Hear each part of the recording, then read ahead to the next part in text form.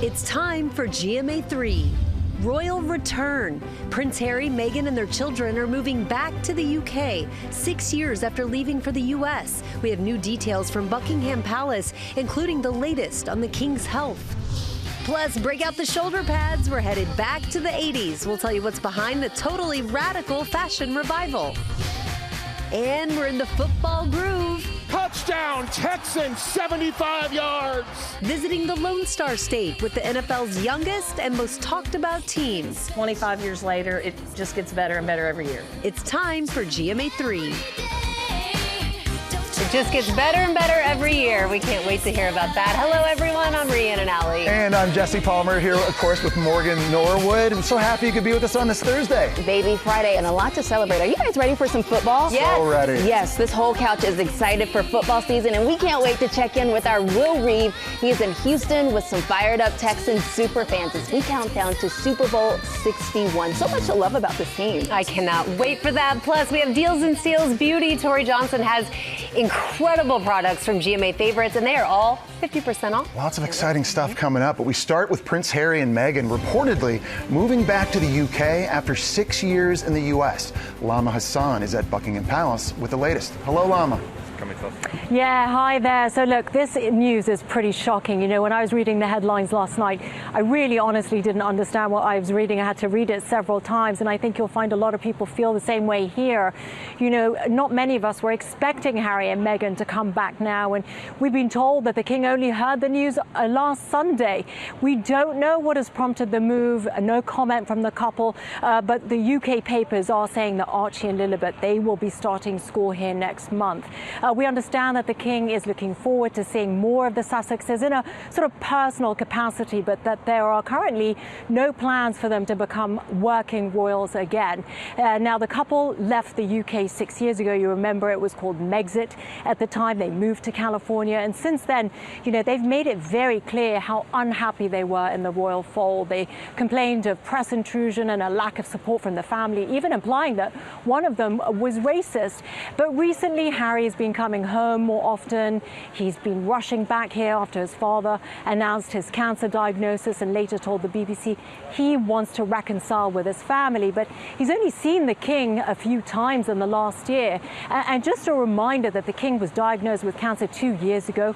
The palace did not disclose what type of cancer, but saying that he is receiving treatment and that his condition is managed. Now, while Harry may have been building some bridges with his father, remember, he took his children to see him and Queen Camilla as well just last month. There was no talk of healing the rift with his brother, Prince William, guys. This is obviously a huge story here stateside. Lama, what's the reaction been in the UK?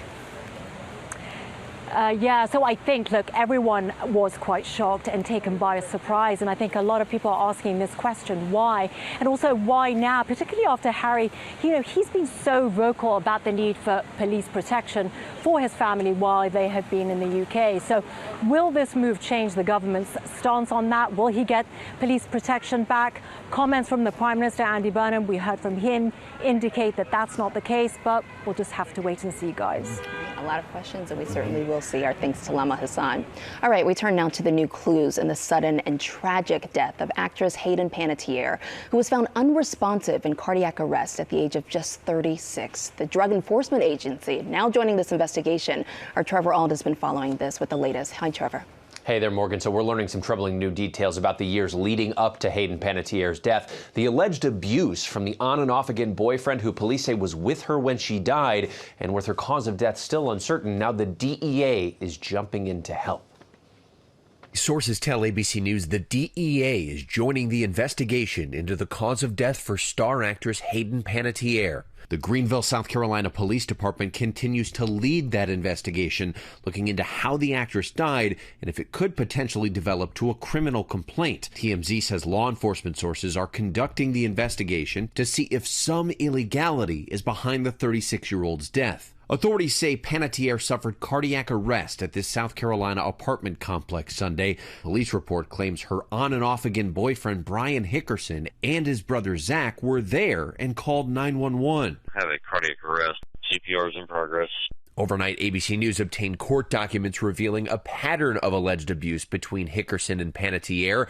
California prosecutors accusing Brian Hickerson of willfully inflicting corporal injury, resulting in a traumatic condition upon Hayden in multiple instances across 2019 and 2020. One time allegedly using a garage floor and stairs to cause injury to Panettiere. Yesterday, he was seen for the first time since her passing, spotted leaving a Burger King hours after Greenville police officers responded to a call for a welfare check at his family's home. Police tell ABC News that welfare check was unrelated to the Hayden Panettiere death investigation. They've stressed there were no signs of foul play at the scene where she died. And along with there being no signs of foul play, the preliminary autopsy also apparently found no signs of trauma that would have contributed to her death. But this is still a mystery. And we did reach out to Brian Hickerson for comment through his attorney. We have not heard back. Guys. A mystery with so many questions unanswered and so tragic. Trevor, thank you for that. Now we turn to federal regulators cracking down on so-called personalized pricing. That is when retailers adjust prices to individual customers. The FTC now warning companies to be transparent or to face consequences. Morgan, you've been following this story for us. Yeah, hi, Rhiannon. Have you ever really wondered whether the price that you're seeing online is actually the same price that someone else is getting?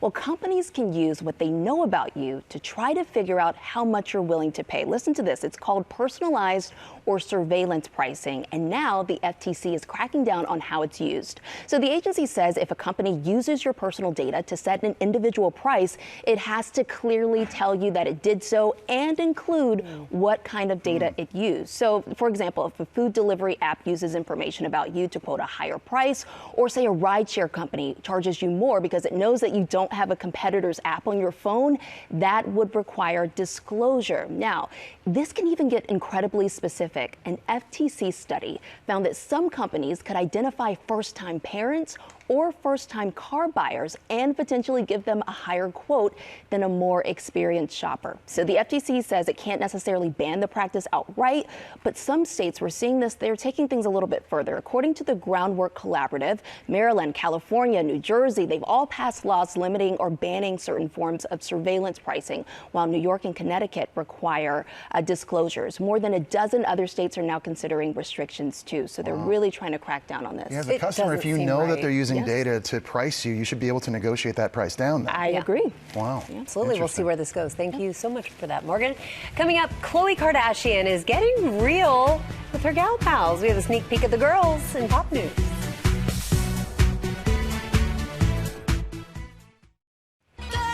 Well, look who joined us on the couch. It's Sophie Flay, which can only mean one thing. Girls want to have for fun. pop news. That too, of course. Jesse, this one's for you. Girls just want to have fun, Yeah. right? You want to sing a little bit? No. Come on, we've done that already this year. We've been doing it all week. You keep trying. Girls just want to have fun. We'll get them eventually. We begin pop news with the girls. They just want to have fun, like we've been saying. We are talking about reality TV royalty, Khloe Kardashian, expanding her kingdom. Khloe Kardashian has let her fans into her family life and all the drama that comes with being a Kardashian-Jenner for decades. Now she is pulling back the curtain on her inner circle of friends with a new series called The Girls. And we've got a sneak peek. Check it out. One thing about me is this right here doesn't change me, ever. I'm always myself. I shoot reality, I shoot real. If that's not how you want to do it, that's cool. Aside from that, there's nothing else that I didn't want to talk about. The guy should have never been a subject. I didn't get that. You didn't realize how intense I meant for it to not be talked about. Not for 2 seconds. Ooh. Yeah, of course. The new show will follow Khloe's closest friends navigating the highs and lows of motherhood, marriage, business, and friendship. According to the synopsis, the setting may be glossy, but the friendships are real and about to get tested. All 6 episodes of The Girls, a Khloe Kardashian project, begin streaming tomorrow on Hulu and Hulu on Disney+. I heard you went on. I mean, look, I'm always for the drama. Yes. Apparently she's going to be more of like a narrator / I was going to say, she like, wasn't on the board, poster. yeah, in this show. She'll be in and out, yeah. And now to Florence Pugh. She is fresh off her Spider-Man Brand New Day cameo and gearing up to appear in Avengers Doomsday And in between, she's also got a new TV series coming out. Florence is starring in and executive producing East of Eden for Netflix, an adaptation of John Steinbeck's 1952 novel.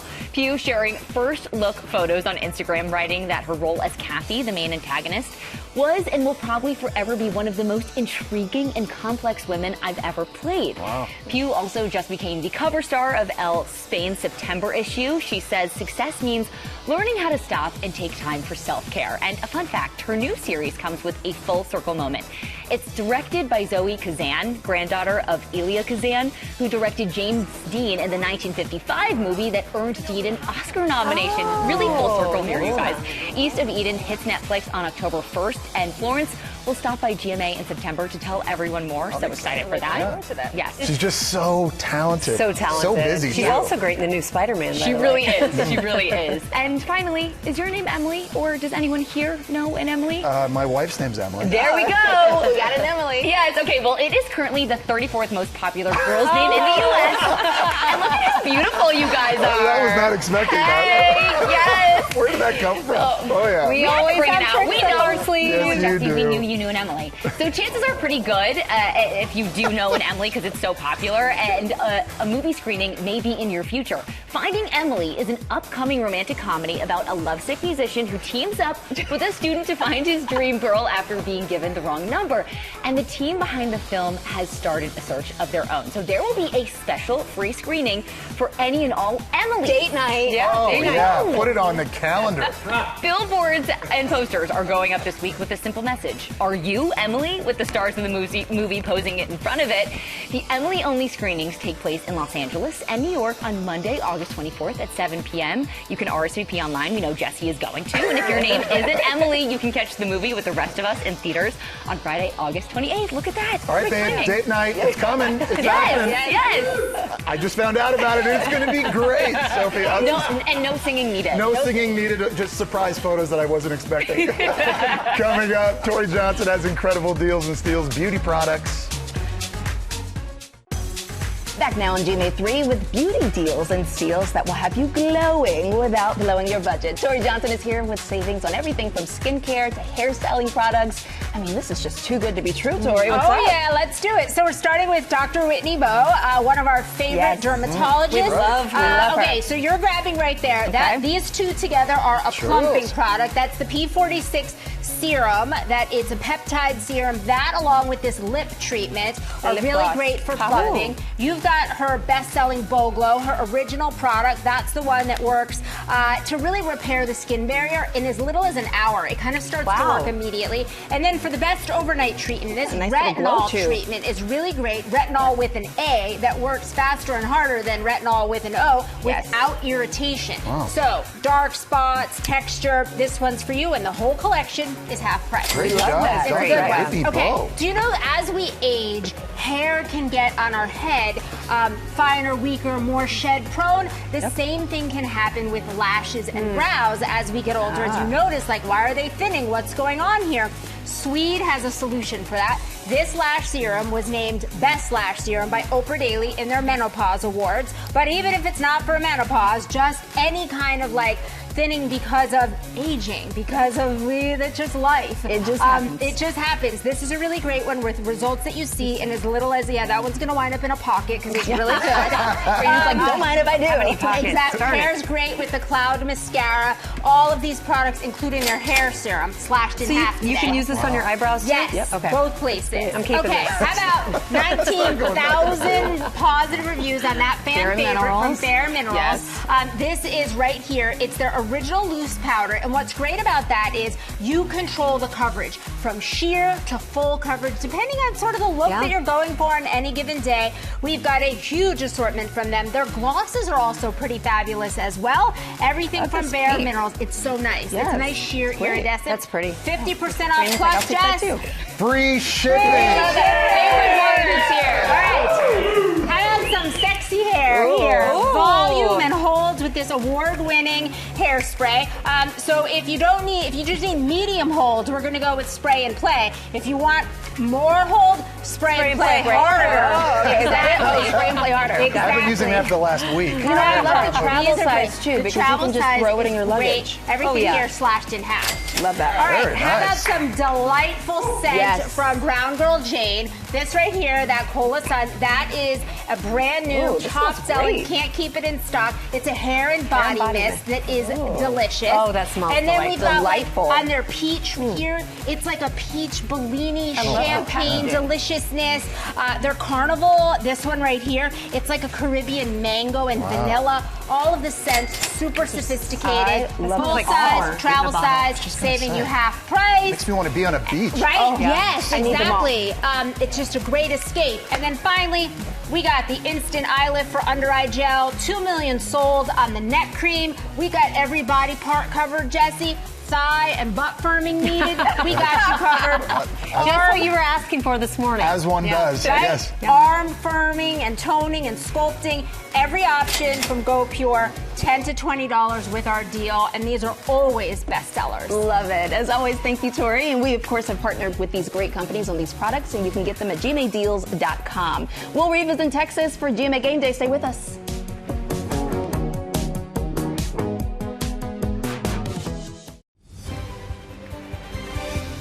Welcome back to GMA3. Let's get to James Longman now with the latest headlines you need to know. Thanks, guys. Here's what you need to know. A pilot has been killed in a mid-air collision at a Pennsylvania airport. His small plane hit a state police helicopter. Investigators say the helicopter was hovering just feet off the ground during a training exercise when a Cessna came in to land, veered sharply and struck it from behind.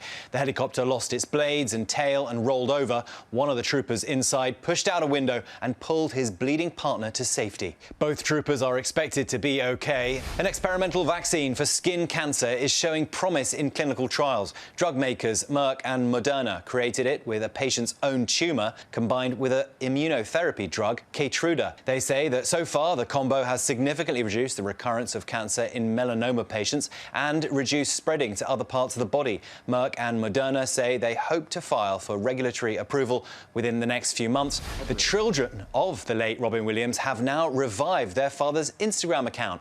Zach, Zelda and Cody Williams shared a message on the page, which hadn't been active since 2014, saying they want it to be a safe and trusted place to share stories, photos and videos that reflect his legacy. Zelda Williams posted that the family reactivated the page to fight back against rampant AI abuse of his voice and likeness. And that's what you need to know. Back to you guys. Thanks, James. And you can catch what you need to know with 2 episodes dropping daily on Disney+. Rhiannon. All right, now to a comeback story. 80s fashion is back in style thanks to the hit show The Shards, and GMA lifestyle contributor and Charlie's Angel, Lori B, is here with more on embracing the 80s, and you nailed it, my friend. Thanks. I felt inspired today because there's plenty to love, you guys, about The Shards, but it is the throwback killer style that everyone's obsessing over, and now it's inspiring a familiar fashion moment. Take a look. In Ryan Murphy's The Shards, it's not just the drama that people are talking about. Being a teenager in 1981 was perhaps the last moment of our youth. It's the incredible fashion, driving a nostalgic renaissance for all things 80s. You look nice. But in The Shards, it's not all kitschy 80s neon and leg warmers. Instead, costume designers Lou Eyrich and Josh Marsh went for a sophisticated palette of mauves, grays, and blues, leaning into a look of the rich and powerful. The clothes saying as much about the characters as the words that tumble from their mouths. Because it takes place in a very wealthy section of LA, it's less about the neon colors and the shoulder pads, but more of an elegant and elevated take on late 70s, early 80s fashion. When you have a reference to, a Ralph Lauren shirt, or you see the way that they mix and match their private school uniforms, that feels fresh and new for the viewer. The style in The Shards reaching its apex in the wardrobe of Susan Reynolds, played by Kaya Gerber, who knows a thing or two herself about fashion as the daughter of supermodel Cindy Crawford.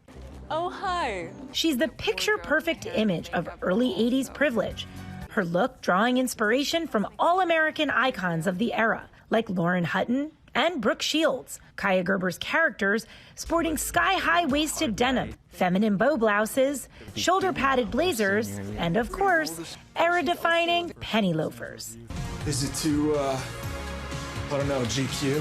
And while the show has plenty of plot twists, the fashion gives a twist on the 80s all its own. Trends are cyclical. So I think designers are looking at the 80s because it's just about that time. We've experienced Y2K. We've seen that resurgence on the runway. We've seen the resurgence of the 90s on the runway. And now it's the 80s turn.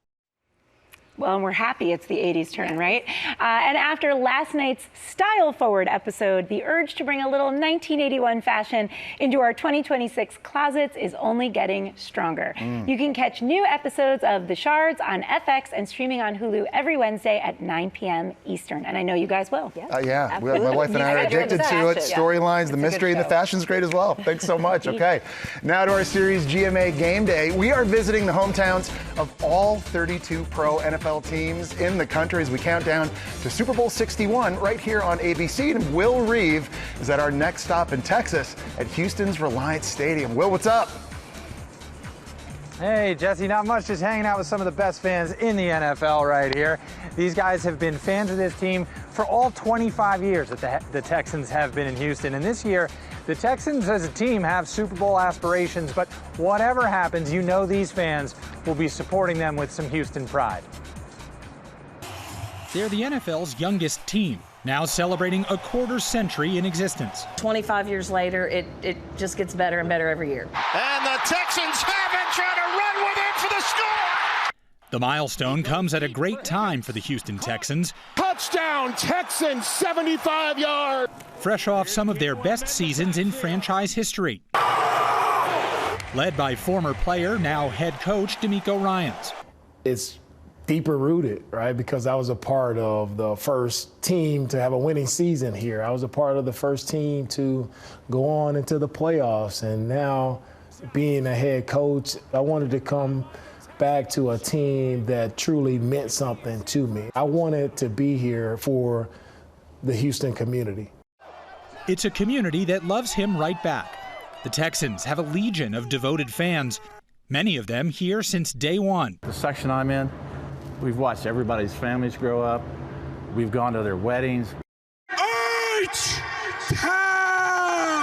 Steve Beckholt, known as the Ultimate Fan, is one of the franchise's most recognizable faces, winning their 2023 Fan of the Year title. For me, it's just a great time. It's a great place to be, and it makes me feel good to what I do. So. And Pamela Irby leads the Traveling Texans, organizing trips for fellow fans to cheer on their beloved team on the road. It's kind of like taking a little bit of the Southern hospitality that we try to share here and taking it to other cities. And I have met some of the most amazing people. More than 2 decades since the late Bob and Janice McNair founded the organization, their son Cal and his wife Hannah are proud to carry on their legacy.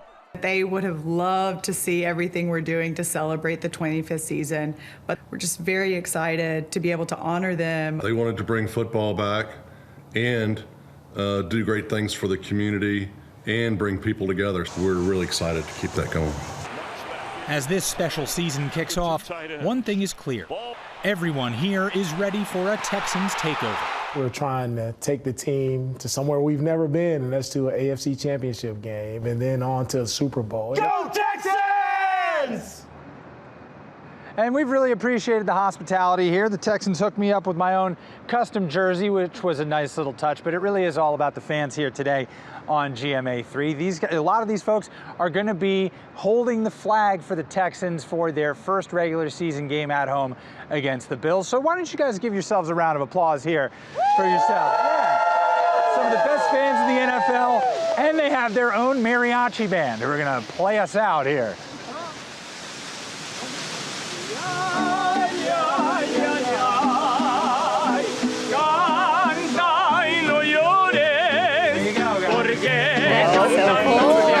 They're a dark horse team. A lot of people think they could be a sleeper pick to win the Super Bowl. I actually played in the first game ever against the Houston Texans back in the day in the Hall of Fame game in Canton, Ohio. That's cool. And now I feel really old. Okay, well, thank you so much. Coming up, he's starring in Hulu's #1 show, Furious. Steve Way is in studio to tell us all about it. Back now on GMA3 with one of the stars of the new hit show, Furious. The crime thriller is currently #1 on Hulu and a critical hit. Give it up for actor and comedian Steve Way joining us here on GMA3. Steve, it is so great to see you. I was just telling you before the break that I just added the show to my watch list because I saw the trailer and was immediately hooked. You know, the show follows this FBI agent hunting down a female serial killer, and said serial killer is also your character's home nurse and caretaker, who he is in love with as well. Talk to me about how you got involved with this film and what you thought when you immediately saw this character being written out. I met Liz on a panel for caregiving, caregiving in media. And we're going down the line talking about what we're working on. And I said, I'm unemployed. So if anyone has any work, sign me up. She went to the writer's room and said, Steve is our guy for this. So she wrote the part for me. That's incredible. Very humbling. It's such an honor. Yeah, I thought about how, disabled people should be represented. We've seen caregiving relationships, but never like this. Yeah. Never with a romantic element. And never with a murder element. So I wanted to play it as I didn't know what was going on. I was just in love. I was afraid to lose her. And I would do anything to keep her. It's such a dynamic character, as you mentioned. Yeah, and Liz Merriweather is the creator, who you mentioned is the one that wrote the part for you. Yeah, she has been involved in so many iconic shows. She created this show, and Lola Pettigrew is the caretaker that we were just talking about. I interviewed her a few weeks ago, and she is just so lovely. I want to talk about your guys' relationship, what kind of connection you had, both on screen and off screen. Lola and I made it a point to just talk. We met before we shot anything. And we talked about family, politics. We talked about wrestling. We love wrestling. We shared a cigarette outside. So when we came on set that first day, we felt like we knew each other. Yeah. Right? It was natural. And also, Lola, they were very open to learning about my body, my needs. How do you do this? How do you do that? And it shows on screen. Yeah. It has to be authentic to me. And it's important. And they're fantastic. And it was such an honor to work with them. They were a caretaker on and off screen, it sounds like. Well, you put the work in together, and you can see that the chemistry really pops on screen. We should actually take a look at a clip right here. Don't you want to know how I killed him? Yeah, sure. Just, let me get a pen. Okay, so I held the syringe like this. No, like this. And he fell on it. He fell on it. Let me make sure I got that. He fell on it. I can leave. And your character really is, I think, the heart and soul of this show for a lot of reasons, but also your character, I think, provides a lot of the comedic relief. And you're a stand-up comic yourself, so how much freedom were you given to just improv while you were filming on set? I told every actor and every director, give me one take, and I'll throw the script out the window. If it doesn't work, it doesn't work. But trust me, I've been doing this a long time, and most of the time it worked. And it really has, because so many of your fans are absolutely in love with the show. Before I let you go here, your character, again, so beloved by fans. And as a longtime disability rights advocate, what is your hope? What is your takeaway when people see you on the screen in this particular way? I want people to see that caregiving is a two-way street. In the show, we see Catherine put food in my mouth, gives me my medication, helps me shower. But I give her a place to live. I give her a safe space to be herself. Right? Think about all the people who helped me on that set. Help me get dressed, help me get prepped, eat. I could probably think of 17 different people to thank, and who are so important to get me ready to do my job. And again, it shows on screen. But it goes both ways. When more people understand that, I think they'll accept they themselves are caregivers. But they also receive care in a way they never thought was possible. Absolutely. And we thank you for using your voice to speak out. So it's great having you here on GMA3. Thank you. And remember, the first 6 episodes of Furious Season 1 are now streaming on Hulu. New episodes released on Mondays. And coming up here on GMA3, we are diving into the Empire of the Elite, the book on the changes at Vogue since Anna Wintour stepped down as editor-in-chief. Stay with us. We are back now with New York Times journalist Michael Grynbaum. He just released an updated version of his best-selling book, Empire of the Elite, the media dynasty that reshaped America, looking at the influence of Condé Nast. That is the publisher of magazines including Vogue and GQ, some of the biggest magazines in the world. Welcome, Michael. Thanks so much for having me. Okay, so let's dive right in. What made you want to write about the culture inside Condé Nast? Well, I grew up loving magazines, and if you think about the world of Devil Wears Prada, just how glamorous it is, the town cars, the expense accounts, just that kind of amazing Manhattan life, I really wanted to capture that whole world in a book and write about these amazing editors and photographers and journalists who really made writing kind of a glamorous thing to do back in the 90s and 80s, Well, edition 1 of your book kind of created a stir. What was behind all of that reaction? Yeah, so Anna Wintour actually stepped down as editor of American Vogue 2 weeks before my book came out, which was, I was very considerate of her, very thoughtful for my book release. And there was so much attention on the company, and I was able to write about kind of all these behind-the-scenes stories about what it was really like to work at these fancy magazines back when, you know, people would stay at 5-star hotels and the whole world wanted to know who was on the cover of Vogue, who was on the cover of Vanity Fair. They had so much power and influence in the culture for a long time. So after she stepped down, you decided to update the book. Why was that important to you? Oh, so this was a big moment for Condé Nast, and actually Vanity Fair, GQ, Vogue all got new editors in the last year. And I thought, I can't put out a new edition without really updating readers, telling them what Anna's future might be, what the future, you know, is Jeff Bezos going to buy Vogue magazine? There were all these interesting rumors swirling around, and I went back to my sources and did a lot more reporting to keep people up to date. And Khloe Mall stepped in as the editor-in-chief. How do you think she's doing? You are the one that knows the inside of the business. Well, Khloe is a really witty, charming person, and actually there's a bit more whimsy to the magazine. They actually do this thing called Dogue, where they bring celebrity dogs in, and they have these crazy You photo can't imagine shoots. Anna doing that, can you? Absolutely. And there's like an Hermes dog bed and a collar, and it's like Bad Bunny's dog gets interviewed for the magazine. And, you know, I think that's kind of a fun, charming, whimsical way of thinking about Vogue in the modern era. Yeah, it's a new era.